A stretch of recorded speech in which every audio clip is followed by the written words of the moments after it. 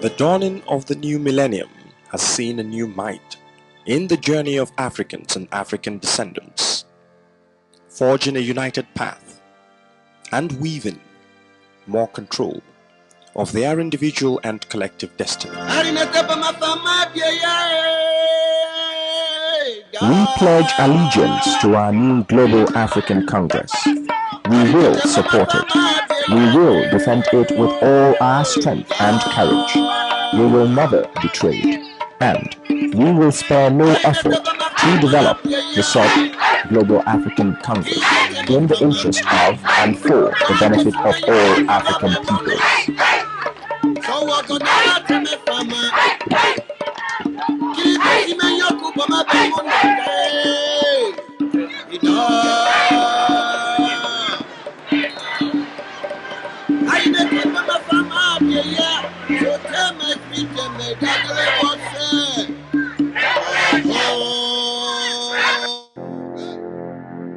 Various organizations and individual voices have echoed the challenges from yesteryears. Most of African problems can be traced to this simple idea. We have unity, we have everything perfect, then we'll do something together. Other cultures have learned that if we have a common interest, we can come together on that one interest. We can actually begin to work towards that one goal, and in the process of working towards that one goal, we learn things about each other that are necessary to advance the relationship. Common denominator of the colonialism breakthrough. Who was the one getting all of the wealth out of the country? That brings me to the question of two-way fair trade, which should happen, doesn't happen. That the church came in to Africa and other areas with the novocaine of religion, and once the novocaine of religion was implanted, then they brought in the industrialists for the colonization, and to control that, they brought into the military. We are not crazy for gathering here in Washington, a city laid out by a black man in front of a Capitol building that was built by slaves, appealing to a White House that was built by slave labor. It seems that America owes black people, Native Americans, a lot for what we have endured. NGOs now have direct contact with politicians from all over the world. I know David Kamasan from Barbados. I can talk to some of the ministers from Nigeria and other places around the world. And I think those are very important. That's why I say that we have formed networks of steel.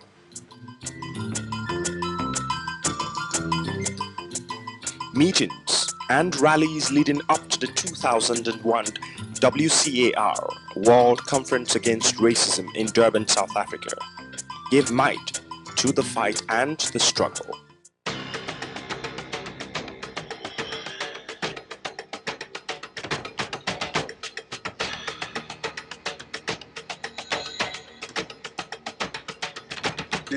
Pas eux-mêmes, et s'ils en ont beaucoup, les répartir entre plusieurs familles. I myself, I'm a North African. I feel concerned by Nigeria. I'm a Jewish at the same time. I'm a Dakarian. I'm pan-africanist. On ne cite pas dans la déclaration, mais il faudrait écrire une résolution dans laquelle on mentionnerait le Soudan et la Mauritanie. And on behalf of International Possibilities Unlimited, I'd like to need to show very clear what we have done. The challenges of Africans and African descendants across the globe gave rise to the African and African Descendants Caucus, as more voices joined the chorus of African unity. It's not going to happen if from the first premise you are not deemed to be significant humanity. You will continue to be disrespected, disregarded, etc. And I feel that that is one of the first things that we have to challenge and hold the establishment and institutions accountable for. But there's no question about the history. But we should stop using so much rhetoric and start to refer to the facts.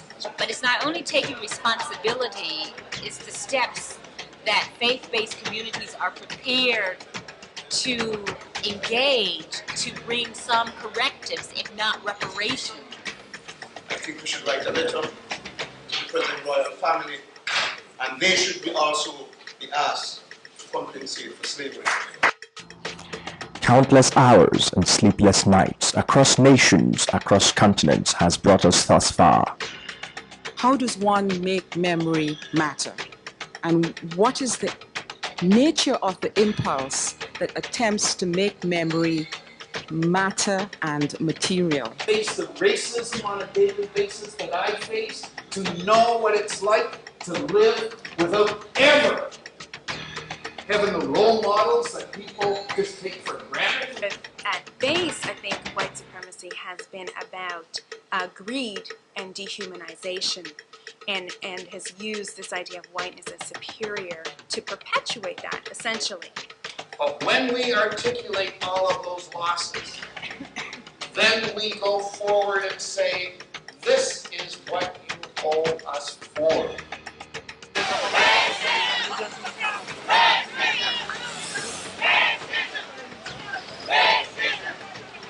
We have very serious concern of the delinking of what happened in the past and what we're suffering in the present. Following up on that is the obvious connection to that is how do we address the present, understanding the causes that were created in the past, and that is reparation.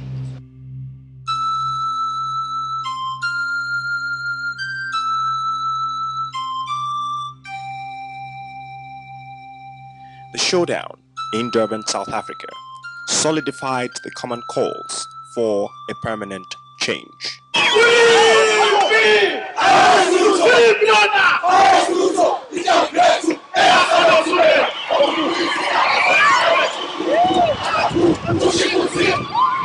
We that are here now are touched in some mysterious way with the ability to change and make the future. Those who wake to the wonder of this magic moment, who wake to the possibilities of this time's conjunction, are the chosen ones who have chosen to act, to free the future, to open it up, to consign prejudices to the past, to open up the magic casement of the human spirit onto a more shining world. Friends, citizens of the world, welcome to the World Conference Against Racism.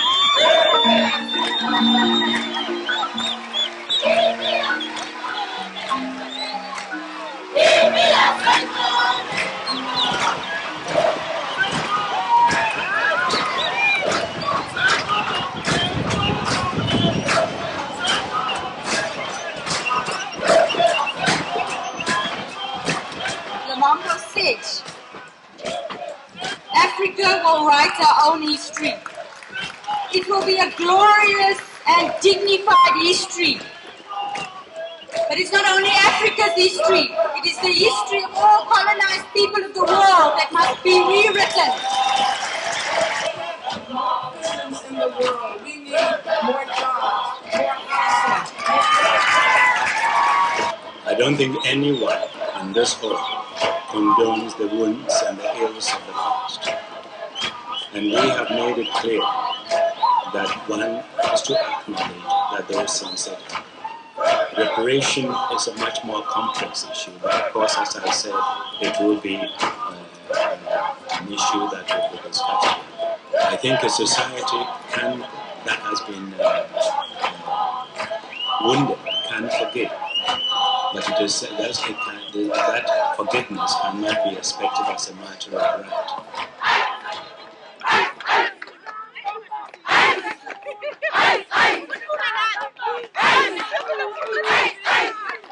And the fact that the language that is used is reparation, not compensation. How do you compensate me, for the loss of freedom? How do you compensate me for the loss of a loved one, etc., etc.? Someone proposed that the question of reparations be a criteria, support for reparations be a criteria for any black person who's running for, elected office. If they can't support that, then they don't need our vote.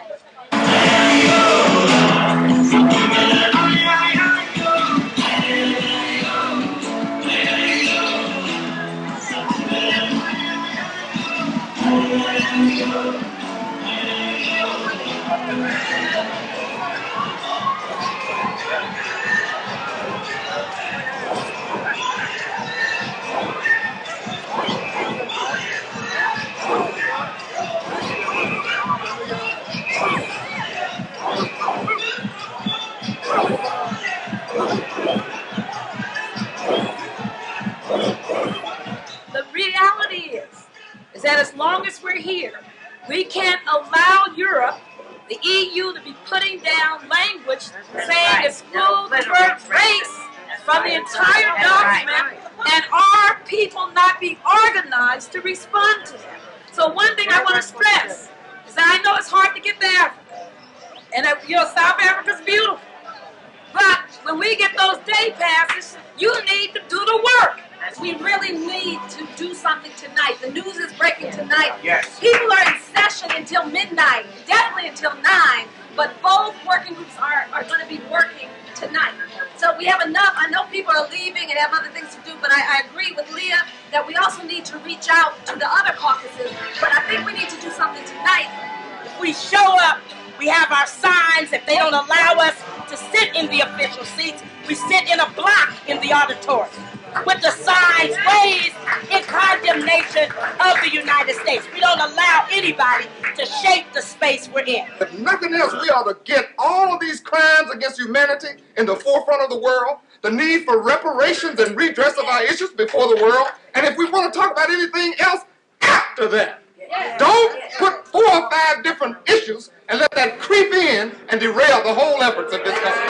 Push can't keep us out! Push can't keep us out! Push can't keep us out! Push can't keep us out! Push can't keep us out! Push can't keep us out! Push can't keep us out! Push can't keep us out! Push can't keep us out! Push can't keep us out! Moves to circumvent the positive outcome of these calls were eventually checked as nations bound by the Universal Declaration of Human Rights and the International Convention on the Elimination of All Forms of Racial Discrimination came to agreement on what is now known as the Durban Declaration and Plan of Action.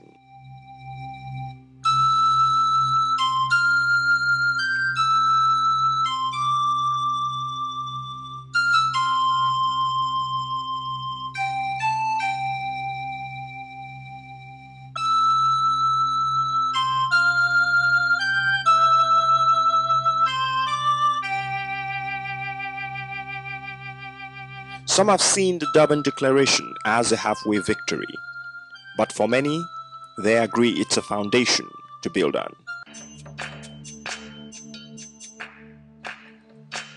October the 2nd to the 6th, 2002, began the follow-up meetings of Africans and African descendants in the Caribbean nation of Barbados in the city of Bridgeport. We give thanks to our African ancestors, the nation builders who built the great empires of Ghana, Songhai, Mali, Dahomey, Benin, Ghana, Monomotapa, Great Zimbabwe. It was our African ancestors who taught the world society, politics. We organized the world first, and we give thanks to our African ancestors. Now we're coming here, and that is a good thing for Barbados. We're coming to take action on what we call the Durban Declaration. We, the people of African descent, have gathered here for one conference. If I had died tonight, I'm sure I would be on my way to heaven with our ancestors. This is a great occasion for us. Let no one tell us otherwise. I had to call Luisa Maim from Brazil. I had to call Luis Gama, the father of Brazilian. Welcome to our conference, our world conference against racism. We need money! We need money! What do we need? Committed, determined, and educated to redeem Mother Africa and restore all of her children to her traditional grace. There must be an ability to reverse the discriminatory practices that were visited upon all of these categories of people. That we as African people, have the right to determine the manner and form that restitution should take. Many of these delegates who were coming from the success of the Durban conference the year before believed this particular conference was to birth a historic alliance of Africans beyond divisions, beyond the manipulations from without. The challenges instead began within. We don't care who are white family, we don't care what white husband or wife, we don't want them in. As pains of the past and built-in fears played their first hand, leading to a split in the ranks.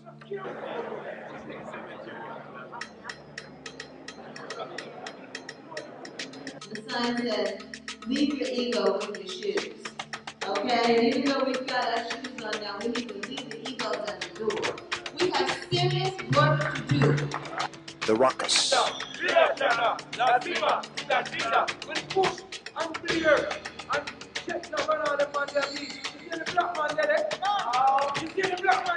The motion.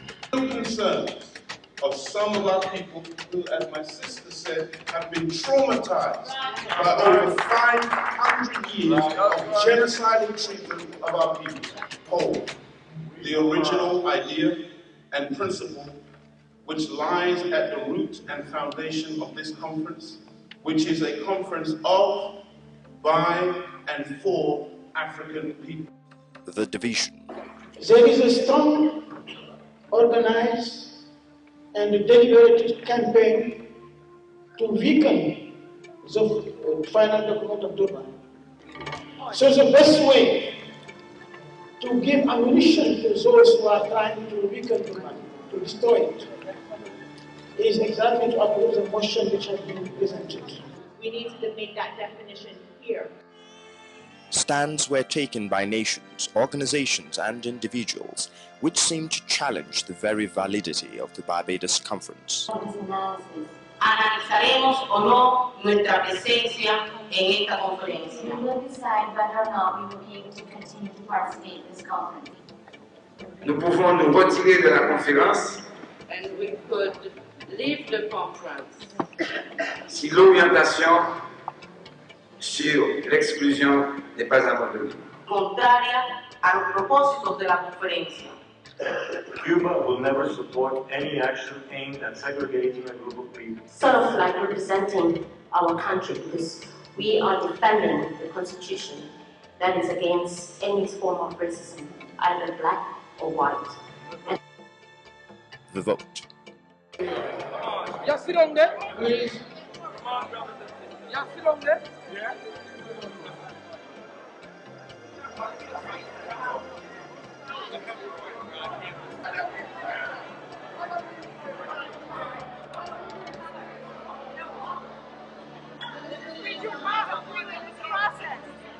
This process is not something that I agree with, and I will stand for that because I'm not falling for this garbage. Which part of myself should I take out? The black part or the white part? In the case of abstention, do we have normal rules? Can somebody explain why they abstain? No. But then the whole process becomes meaningless.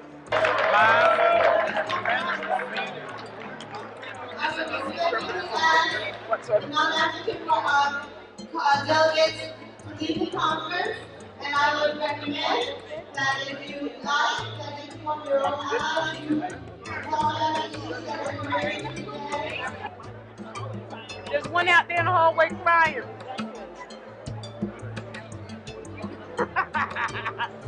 Kick them out. We want money. I'm glad the motion passed. And I think that if I were white, I would not have come to this. I think we need criteria on which to eliminate anybody from a conference. And the criteria should be rooted in ideology. If the person here is not committed to the total liberation of African people, they should not be here no matter what color they are. My views? Get me after. Let me know. I don't Can I have your attention, please? Let me just think about it. And I hope that what has happened would not be given a negative spin to impress upon the world that we are incapable of organizing and doing things in the best interest of black people and in the best interest of humanity in general. You know me very well. You know I'm married to a black man in Barbados. I live here in the black community.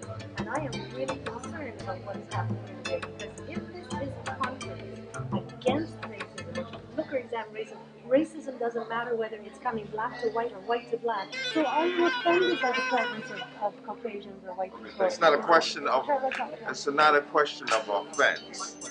It's a question of us having a home meeting, a family meeting, okay? Hopes, aspirations, and expectations of release from the long-borne pains of Africans across the globe arrived at the conference, as did the delegates. What do you call that? I call that suicide. That's suicidal behavior, right? So when we begin to look at that behavior of African American males and homicide, what you're looking at is invited suicide. Because see, I ain't going out like a punk. I'm going to go out like a man. You see, but that brother's depressed. But no diagnostician that's not black is going to be able to see that because they've been taught to fear him. But I can look at that brother and understand that he's not homicidal, he's suicidal. So that's what I'm talking about. In order for us to help each other and to help black people, we need another lens through which to look at them. And God bless them, they don't have that lens. And so they pathologize our people, they imprison them wrongfully. So now let's take a look at violence and what causes it, because I decided I really want to find out. And I looked at 5 variables. First variable is called a baseline variable. Violence, victimization. Well, everybody knows if you're victimized, you're going to probably be violent. And if you want to look at that in the context of slavery, who pushed who first? Okay, now, let's look at the second baseline, which is violence witnessing. We know that if you witness more violence, you're going to be violent. So now I said, all right, let's look at some cultural variables, one of which I created, which is called the African American Respect Scale, and I want you all to pay attention to that respect scale, because it's a real instrument, and it's real for us. Because remember, the highest value lies in the relationship between people. Now, disrespect me and see what happens. Okay, so now let's go back. Third variable is called urban hassles. Brother wrote this, it's called the urban hassle scale. And what we suggested is the more urban hassles, let me tell you what those are. Do you hear gunshots at night?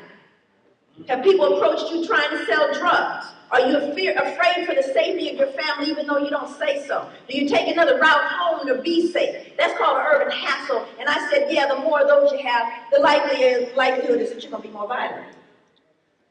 Variable number 4, racial socialization. Now this is a protected variable because now the question is, does it help Johnny to know that first of all, you are not the descendant of slaves, you are descendants of captured free men? Does it help a brother to know that you, in fact, came from a continent that is rich, that is wealthy, that is clearly the birthplace of humanity? Does it help a brother to know that if mama not there, you can call grandma or auntie or uncle? Does it help them to know that you got a God, whether you call him Allah or Yahweh? Whatever you call him, you know there's a God. Does it help that child? And I said, I believe that if a child is racially socialized, I understand he is walking or she is walking into a hostile environment, that you will have less violence. So that's a resiliency factor. Past gatherings of the powerful African and African Descendants movement, which had been so instrumental to the success of Durban, had faced similar divisions within. The most memorable of these being the second meeting at the Geneva Prepcom of the African and African Descendants Caucus. On the issue of identity and participation in our meetings. We will follow you, but we understand nothing. We need a strategy in French. I think we need the space to be able to freely dialogue amongst ourselves as Black Africans. Identidad para nuestro país. And the question of identity for our country, will be resolved by our country.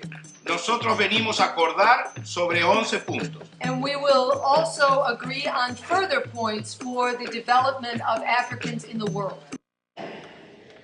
I told my committee that, you know, I got to leave room for the spirit to get in. I had to step back and think, and I had to listen closely, and I kept hearing this term. Yeah, well, you know, he dissed me. You know, you can't diss a brother like that. Well, you know, that's a big diss. You can't be, you know, and I kept hearing it. Both groups, 100 incarcerated, 100 that weren't. So I said, disrespect. So let me start taking a look at this. And my theory, my hypothesis, was that the more perceived disrespect, the more violence. That's right. Okay, so now we do what is known as a linear regression analysis. So we look at it, put all the variables together. First of all the hypotheses were correct, all of them. That's great. Then I did a multiple regression analysis, meaning that I'm going to look at all the variables, but I want to find out what the strongest predictors of violence are. What are the very strongest? Well, it broke out like this. The baseline, victimization, witnessing, and respect. Respect. So now let's talk about that. If you look at our juvenile systems, our correctional systems, they are based on a demoralizing, dehumanizing model to break them, which is now based on research, which is in fact clinical and empirical, is counterindicated for black men. And I can prove that. The more you disrespect them, the more what are you going to get? Violence.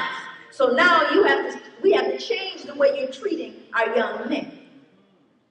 And so when you begin to look at that, we understand that the whole cadre of how we are controlled has so much to do with being able to push our buttons. Am I right? That's right. I think some buttons got pushed today. Yeah. Stay with me. Stay with me. Come on now. We letting the buttons get pushed. That's post-traumatic slave syndrome, because they can always count on it. They can always count on it. They can always count on it when we decide that we're going to do something. And everybody's down, what's the first question? Who gonna run it? Because I want the mic. Now you get in a small town or a big town, you got black folks, and you find out this brother over here is a really good lawyer. And then there's another black lawyer that comes in. We got to figure out where our loyalty is, and so we can't have more than one lawyer. We can't figure out how to run the organization because we got to figure out who's gonna run the organization. We can't deal with the funding because I got to cut your throat to get the crumbs that have been thrown at both of us.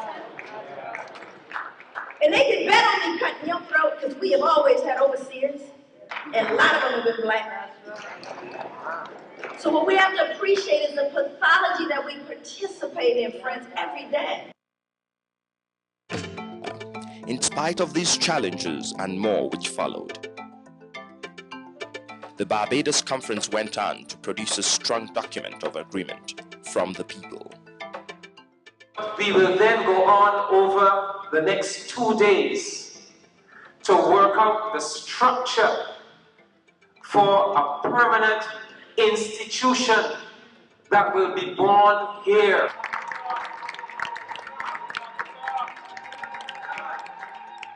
We have a committee representing all of the various regions of the Pan-African world working on a draft of the structure that will be put before the entire plenary. In other words, victory is within our grasp. Whether it's NGOs, governments, groups or individuals, gatherings in Geneva, Vienna, Dakar, Durban and now Barbados have made it clear the need for an evaluation of the psychological factors which have more than enough time set Africans against each other, most especially when they are all gathered to resolve the past. After it all, the loudest call is a call to repair, to reparations, a movement to heal, to seal a rift, rejoin not as before but as a new union. Strengthened by the song of our journey, a beacon for a people of African descent. Not just the need to identify these psychological factors, but further to define and properly initiate a process that would guarantee targeted modality of managing these factors at future meetings. Cosmology, ma'at, truth, justice, balance, order, harmony, compassion, and reciprocity. It was our African ancestors, the Black Dravidians, that gave birth to Hinduism in India. It was our African ancestors, the Black Buddha, Gautama Siddhartha, who gave birth to Buddhism. It was our African ancestor, a Black brother named Jesus, that later called Christ, the 16th Christ. We give thanks to our African ancestors. Science, mathematics, astronomy, geometry, medicine. We understood that. That's why the Moors, the Black Moors who populated Spain, took Europe out of the Dark Ages with all their technology, all their scientific inventions. It was us, the Black Moors, who gave Spain the ability to circumnavigate the globe, 711 to 1492, our African ancestors. We give thanks to the science.